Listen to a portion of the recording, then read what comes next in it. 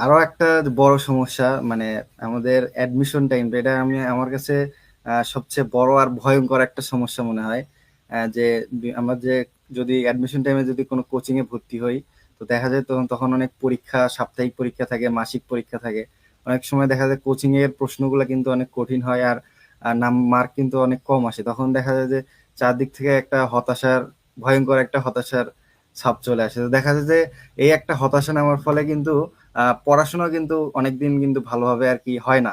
দেখা যায় আরো হুম। খুব বাজে একটা অবস্থার মধ্যে চলে যায়। তো এই থেকে কিভাবে পরিত্রাণ পাওয়া যায়, বা কোনো বিশেষ পরামর্শ আছে কিনা?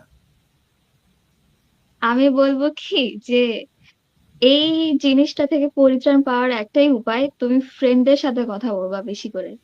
কারণ আমি যখন, আমারও তো মানে রেজাল্ট খুব একটা ভালো হতো না আমার কোচিং এ। এমনও দিন গেছে যে 50-এর মধ্যে পরীক্ষা আমি হয়তো পাইছি 12, 13, 11, 10 এরকম। তো ওই দিনগুলো এত ডিপ্রেস লাগতো যে হাই রে, আমার আর মনে হয় কোনো ভার্সিটিতে চান্স হবে না, আমি শেষ।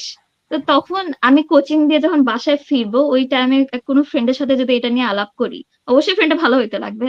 তো আমি যদি কোনো ফ্রেন্ডের সাথে আলাপ করি, তখন অলরেডি মানে অটোমেটিক্যালি ভালো লাগে যায় যে যাক, আমি একা না, আরো মানুষজন আছে আমার সাথে সাফার করতেছে। কিন্তু আহ, ভালো যদি কোনো ফ্রেন্ড না থাকে তাহলে হ্যাঁ, এটা একটু ডিপ্রেসিং অনেক।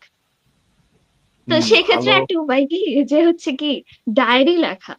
আমি এটা আচ্ছা। অবশ্য সবাইকে বলছিলাম যে দেখো, তোমার মনের মধ্যে যা যা কথা আছে এগুলা যত তুমি নিজের মনের মধ্যে রাখবা, তত আরো ডিপ্রেসিং লাগবে। তার চেয়ে তুমি কোথাও লিখে রাখো, তাহলে মাথা থেকেও দূর হবে, আর পরবর্তী কাজটা করার আগ্রহ বাড়বে তোমার।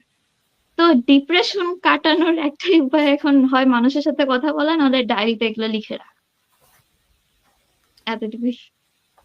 হ্যাঁ, ডায়েরি লেখার এটা কিন্তু অনেক একটা ইফেক্টিভ জিনিস। আমি একটা বোধহয় আর্টিকেল পড়ছিলাম, ওইখানে সাফল্যের মানে সাফল্য আসার কয়েক মানে সম্ভাবনা কয়েক ধাপ বাড়িয়ে দেয় কিন্তু এই ডায়েরি লেখা। এটা কিন্তু সবার আসলেই। জোর দেওয়া উচিত। আমার নিজেরও জোর দেওয়া উচিত। আমার যদি অভ্যাস নাই, মাঝে মাঝে লিখতে বসি।